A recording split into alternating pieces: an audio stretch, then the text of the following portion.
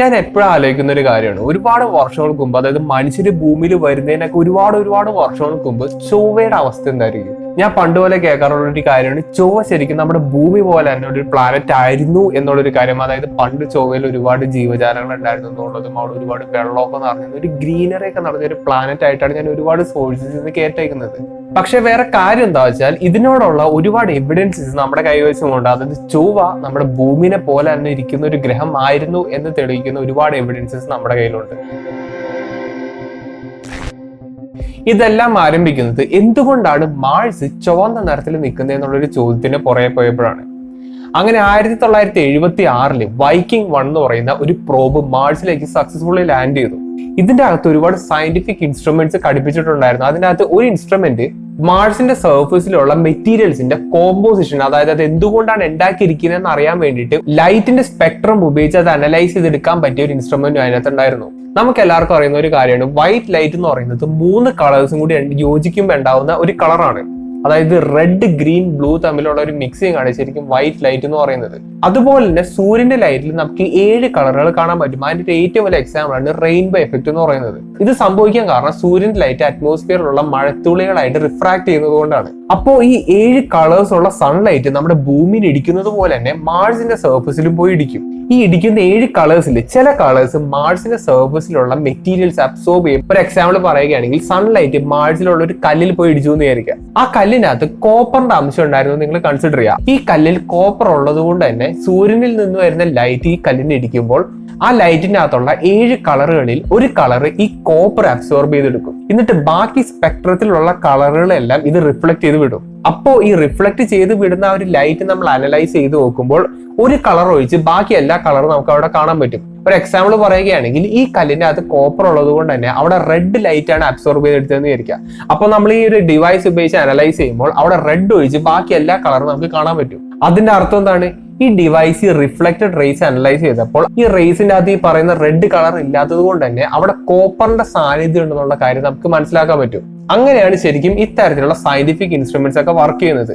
അപ്പോൾ ഇത്തരത്തിലുള്ള ഒരു ഇൻസ്ട്രുമെന്റ് നമ്മുടെ വൈക്കിംഗ് 1 ഉണ്ടായിരുന്നു. അങ്ങനെ വൈക്കിംഗ് 1 എന്ന് പറയുന്ന ഒരു പ്രോബിൽ നിന്ന് കിട്ടിയ ഒരു ഡേറ്റ ഒരുപാട് വർഷങ്ങളായിട്ടുള്ള അനാലിസിസിന് ശേഷം ഒരുപാട് സയന്റിസ്റ്റുമാർക്ക് ഒരു കൺക്ലൂഷനിൽ എത്താൻ പറ്റി. അതായത് ചൊവ്വയുടെ സർഫസിൽ ഒരുപാട് ഇരുമ്പ് അവർക്ക് കണ്ടുപിടിക്കാൻ പറ്റിയിട്ടുണ്ട്. ഇനി നിങ്ങളൊന്ന് ആലോചിച്ച് നോക്കാം, മാഴ്സിൽ ഒരുപാട് ഇരുമ്പ് കാണാൻ പറ്റുന്നുണ്ട്, എന്നാൽ നമുക്ക് ഇവിടുന്ന് നോക്കുമ്പോൾ അതൊരു ചുവന്ന കളറിലായിട്ടൊരു സംഭവമായിട്ടാണ് കാണുന്നത്. അപ്പൊ അത് എന്തുകൊണ്ടായിരിക്കും? സാധാരണ ഇരുമ്പ് ഓക്സിഡൈസ് ആകുമ്പോൾ, അതായത് ഇരുമ്പ് തുരുമ്പെടുക്കുമ്പോഴാണ് നമുക്ക് ഇത്തരത്തിലുള്ള റെഡ് അപ്പിയറൻസ് കാണാൻ പറ്റുന്നത്, അല്ലെ? അത് തന്നെയാണ് നമ്മുടെ തൊട്ടടുത്ത് എടുക്കുന്ന ചൊവ്വ ഗ്രഹത്തിന് സംഭവിച്ചത്. അതായത് ചൊവ്വ മൊത്തം ചുവന്നിരിക്കാൻ കാരണം അത് ശരിക്കും തുരുമ്പെടുത്തത് കൊണ്ടാണ്.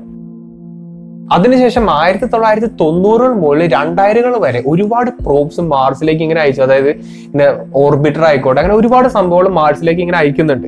1976 അയച്ചതിന് കൂടുതൽ അഡ്വാൻസ്ഡ് ആയിട്ടുള്ള സംഭവങ്ങളാണ് പിന്നീട് അയച്ചത്. അതുകൊണ്ട് തന്നെ കൂടുതൽ ഡെപ്ത് ആയിട്ടുള്ള കാര്യങ്ങളൊക്കെ നമുക്ക് കിട്ടി തുടങ്ങി. അതായത് മാഴ്സിന്റെ സർഫസിൽ ഒരു തരത്തിലുള്ള അയൺ ഓക്സൈഡ് കൂടി കണ്ടുപിടിച്ചിട്ടുണ്ടെന്ന് പറയുന്നുണ്ട്. അതിന്റെ പേര് ഹെമറ്റൈറ്റ് എന്നാണ്. അപ്പോൾ മാഴ്സിന് ചുവപ്പ് നിറം വരാൻ കാരണം മാഴ്സ് തുരുമ്പെടുത്തോണ്ടെന്നുള്ള കാര്യങ്ങളൊക്കെ സയന്റിസ്റ്റിന് ഏകദേശം മനസ്സിലായി തുടങ്ങി. ഒരു 4 വർഷം കൂടി കഴിഞ്ഞ് 2004 ഓപ്പർച്യൂണിറ്റി എന്ന് പറയുന്ന മാഴ്സിലത്തെ ഒരു റോവർ ഇവര് കണ്ടുപിടിച്ച ഒരു ഫൈൻഡിങ് കൺഫേം ചെയ്തു. പക്ഷെ വേറൊരു കുഴപ്പം എന്താണെന്ന് അറിയോ? ഈ പറയുന്ന ഓപ്പർച്യൂണിറ്റി റോവർ ഒരുപാട് മിസ്റ്റീരിയസ് ആയിട്ടുള്ള സാധനങ്ങളൊക്കെ മാഴ്സിന്റെ സർഫസിൽ കണ്ടുപിടിക്കാൻ തുടങ്ങി. അതിനെ പറ്റിയുള്ള സംഭവങ്ങളൊക്കെ സയന്റിസ്റ്റുമാർക്ക് അയച്ചു കൊടുക്കുന്നു തുടങ്ങി. അങ്ങനെ വളരെ മിസ്റ്റീരിയസ് ആയിട്ടുള്ള ഒരു സംഭവമാണ് നിങ്ങളിപ്പോ സ്ക്രീനിൽ കാണുന്നത്. ചുവന്ന മാർഷ്യൻ സർഫസിൽ ഗ്രേ കളറിലുള്ള ഒരു മുത്ത് പോലത്തെ കല്ല് പോലത്തെ ഒരു സ്ട്രക്ചർ ആണ്. അത് 1 2 ഒന്നല്ല, മൊത്തത്തിൽ സ്കാറ്റേർഡ് ആയി കിടക്കുന്ന ഒരു അപ്പിയറൻസ് ആണ് ശരിക്കും അവർക്ക് അന്ന് ആദ്യമായിട്ട് കാണാൻ പറ്റിയത്.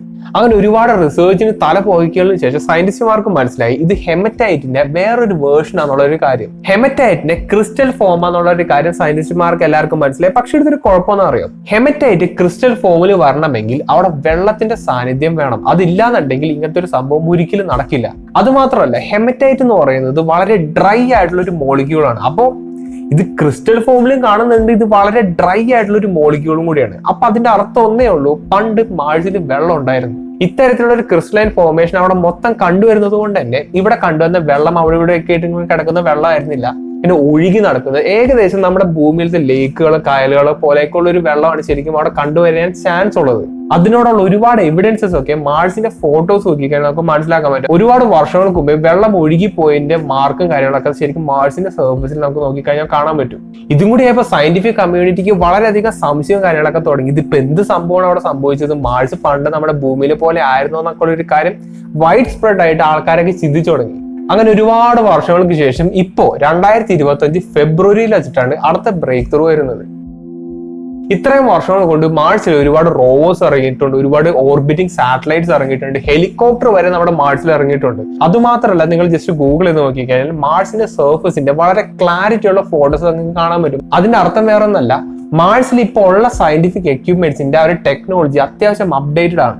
അതുകൊണ്ട് തന്നെ നമുക്ക് മാർസിനെ പറ്റിയിട്ട് കൂടുതൽ ഇൻഫർമേഷൻ ഓരോരോ ദിവസങ്ങളായിട്ട് നമുക്ക് അറിയാൻ പറ്റും. അങ്ങനെ 2025 ഫെബ്രുവരിയിൽ ഇവർ പുറത്തിട്ട സ്റ്റഡി ശരിക്കും 1976 ഈ വൈക്കിംഗ് 1 ഫോളോ ചെയ്ത അതേ പ്രിൻസിപ്പിൾ ഇല്ലേ, അതായത് ലൈറ്റിന്റെ ആ സംഭവം ഇല്ലേ, അതിന്റെ ഒരു അപ്ഡേറ്റഡ് വേർഷൻ ഉപയോഗിച്ചിട്ടാണ് ശരിക്കും 2025 അവർ സ്റ്റഡി നടത്തിയത്. ഈ സമയം കൊണ്ട് മാർസിൽ അവൈലബിൾ ആയിട്ടുള്ള അപ്ഡേറ്റഡ് ആയിട്ടുള്ള ടെക്നോളജി ഒക്കെ ഉപയോഗിച്ചിട്ടാണ് ഈ പ്രാവശ്യം സ്റ്റഡീസ് നടത്തിയത്. പക്ഷേ ഈ പ്രാവശ്യം നമ്മുടെ സൂര്യപ്രകാശം ഈ റിഫ്ലക്ട് ചെയ്ത് വരുന്ന ഒരു അനാലിസിസ് ഇല്ലേ, അതെടുത്തപ്പോൾ ചില കളേഴ്സ് അവിടെ മിസ്സിംഗ് ആയിട്ട് അവർക്ക് കാണാൻ പറ്റി. അപ്പൊ ഇത് മിസ്സിംഗ് ആവാൻ കാരണം ഫെറി ഹൈഡ്രേറ്റ് എന്ന് പറഞ്ഞൊരു സംഭവം അതിന്റെ അകത്ത് ഉള്ളത് കൊണ്ടാണ്. ഫെറി ഹൈഡ്രേറ്റിന്റെ സാന്നിധ്യം മാർഷ്യൻ സർഫസിൽ ഉള്ളത് കൊണ്ട് തന്നെ സൺലൈറ്റിനകത്തുള്ള ലൈറ്റ് സ്പെക്ട്രത്തിന്റെ ചില കളേഴ്സ് ഒക്കെ ഇത് അബ്സോർബ് ചെയ്യും, ബാക്കി മാത്രമേ റിഫ്ലക്ട് ചെയ്യുള്ളൂ. ഇവിടെ ലൈറ്റ് എന്ന് ഞാൻ വളരെ സിമ്പിൾ ആയിട്ട് നിങ്ങളുടെ അടുത്ത് പറഞ്ഞ് മനസ്സിലാക്കാൻ വേണ്ടി പറയുകയാണ്. ഇവിടെ ലൈറ്റ് മാത്രമല്ല, ഒരുപാട് വേവ് ലെങ്സ് കൂടി ഡിഫർ ചെയ്യുന്നുണ്ട്. ഫെറി ഹൈഡ്രേറ്റ് എന്നുള്ള ഒരു സംഭവം നിസ്സാര സംഭവം എന്നല്ല. അത് ഫോം ചെയ്യണമെങ്കിൽ, അതായത് ഉണ്ടാവണമെങ്കിൽ വെള്ളത്തിന്റെ സാന്നിധ്യം ഉണ്ടായേ പറ്റൂ. ഭൂമിയുടെ സിറ്റുവേഷൻ എടുക്കുകയാണെങ്കിൽ ഫെറി ഹൈഡ്രേറ്റ് നാച്ചുറലി നമ്മുടെ ഭൂമിയിൽ ഒക്കർ ചെയ്യണമെങ്കിൽ അവിടെ വെറ്റായിട്ടുള്ള സർഫസിൽ മാത്രമാണ് നടക്കുള്ളൂ. അതായത് ഈർപ്പം നിറഞ്ഞു നിൽക്കുന്ന ഒരു സ്ഥലത്ത് മാത്രമാണ് ഇത്തരത്തിലുള്ള സംഭവം നാച്ചുറലി ഫോം ചെയ്യുള്ളൂ. അപ്പൊ നിങ്ങൾക്കൊരു സംശയം ഉണ്ടായിരിക്കും, ഇപ്പൊ ഈ മാർസിലുള്ള ഒരു ഇൻസ്ട്രുമെന്റിന് തെറ്റ് പറ്റിയതാണോ എന്നുള്ള സംശയമൊക്കെ നിങ്ങളുടെ മനസ്സിലേക്ക് ഉണ്ടാവും. അപ്പൊ അതൊന്ന് ഡബിൾ കൺഫേം ചെയ്യാൻ വേണ്ടിയിട്ട് ഈ ഫെറി ഹൈഡ്രേറ്റ് നമ്മുടെ ഭൂമിയിൽ എടുത്തിട്ട് ഈ പറയുന്ന സൂര്യപ്രകാശം അതിലേക്ക് അടിച്ചിട്ട് അതിന്റെ ഒരു സ്പെക്ട്രൽ അനാലിസിസ് എടുത്തപ്പോൾ ഇതിനോട് വളരെ സിമിലർ ആയിട്ടുള്ള ഒരു ഡേറ്റ തന്നെയാണ് നമുക്ക് കിട്ടിയത്. അതിന്റെ അർത്ഥം മാർസിൽ ഫെറി ഹൈഡ്രേറ്റ് കണ്ടുവരുന്നു എന്നുള്ള ഒരു കാര്യം നമുക്ക് 100% വാലിഡേറ്റ് ചെയ്യാൻ പറ്റും. ഫെറി ഹൈഡ്രേറ്റ് നാച്ചുറലി ഒരു സർഫസിൽ ഉണ്ടാവണമെങ്കിൽ അവിടെ എന്തായാലും നനവ് വേണം, അതായത് ഈർപ്പം നിറഞ്ഞ ഒരു സ്ഥലമായിരിക്കണം. അതോടൊപ്പം ഹെമറ്റൈറ്റ് ക്രിസ്റ്റലും കൂടി കണ്ടതോടെ തന്നെ നമുക്ക് മാർസിൽ ശരിക്കും വെള്ളം ഉണ്ടായിരുന്നു എന്നുള്ള കാര്യം നമുക്ക് കൺഫേം ചെയ്യാൻ പറ്റും. അതായത് മാർസ് പണ്ട് ഒരു ഹാബിറ്റബിൾ ആയിട്ടുള്ള ഒരു പ്ലാനറ്റ് ആവാനുള്ള സാധ്യതകളൊക്കെയാണ് ഞാൻ ഇവിടെ കാണുന്നത്. ഇവിടെ ഹാബിറ്റബിൾ എന്നുള്ള കാര്യം ഞാൻ പറഞ്ഞത്, അതായത് മാർസിൽ നമ്മളെ പോലെ ജീവൻ സപ്പോർട്ട് ചെയ്യുന്ന ഒരു സിസ്റ്റം ഉണ്ടായിരുന്നു എന്നുള്ള കാര്യമാണ് ഞാൻ പറഞ്ഞത്. അപ്പൊ അതിന് വേണ്ടിയിട്ട് വളരെ ഡെൻസ് ആയിട്ടുള്ള ഒരു അറ്റ്മോസ്ഫിയർ വേണ്ടേ എന്നുള്ളൊരു കാര്യം നിങ്ങൾക്ക് ഡൗട്ട് ഉണ്ടോ? ഞാൻ നേരത്തെ കാണിച്ച ഫെറി ഹൈഡ്രേറ്റിന്റെ മോളിക്യുലർ സ്ട്രക്ചറാണ് നിങ്ങളിപ്പോ ഈ കാണുന്നത്. ഇതിന്റെ അകത്ത് നിങ്ങൾക്ക് നോക്കിക്കഴിഞ്ഞാൽ 8 ഓക്സിജൻ മോളിക്യൂൾസ് കാണാൻ പറ്റും. അപ്പൊ ഫെറി ഹൈഡ്രേറ്റ് ഫോം ചെയ്യണമെങ്കിൽ അവിടെ വെള്ളം മാത്രം പോരാ, ഓക്സിജനും കൂടി വേണം എന്നുള്ള കാര്യം നമുക്ക് ഇതിൽ നിന്ന് മനസ്സിലാക്കാൻ പറ്റും. അതും ഇവിടെ 8 മോളിക്യൂൾസ് ഓഫ് ഓക്സിജൻ കണ്ടുവരുന്നത് കൊണ്ട് തന്നെ ഇവിടെ ശരിക്കും വളരെ ഡെൻസ് ആയിട്ടുള്ള ഒരു ഓക്സിജൻ നിറഞ്ഞ ഒരു അറ്റ്മോസ്ഫിയർ ഉണ്ടാകാനുള്ള സാധ്യത നമുക്ക് കാണാൻ പറ്റും.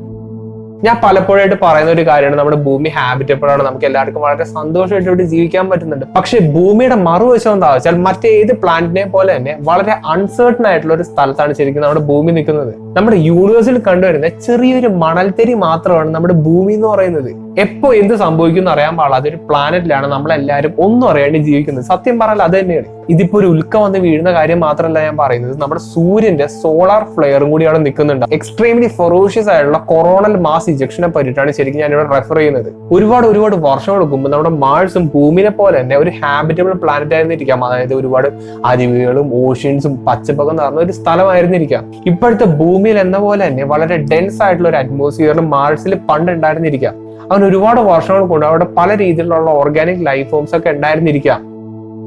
അങ്ങനെ പെട്ടെന്ന് ഒരു ദിവസം മാർസിന്റെ ഡയറക്ഷനിലേക്ക് വളരെയധികം എക്സ്ട്രീം ആയിട്ടുള്ള ഫിറോഷ്യസ് ആയിട്ടുള്ള ഒരു കൊറോണൽ മാസ് ഇജക്ഷൻ ഉണ്ടായിട്ടുണ്ടാവും. അത് കാരണം മാർസിന്റെ അറ്റ്മോസ്ഫിയറിൽ ഒറ്റയടിക്ക് പോയിട്ടുണ്ടാവും.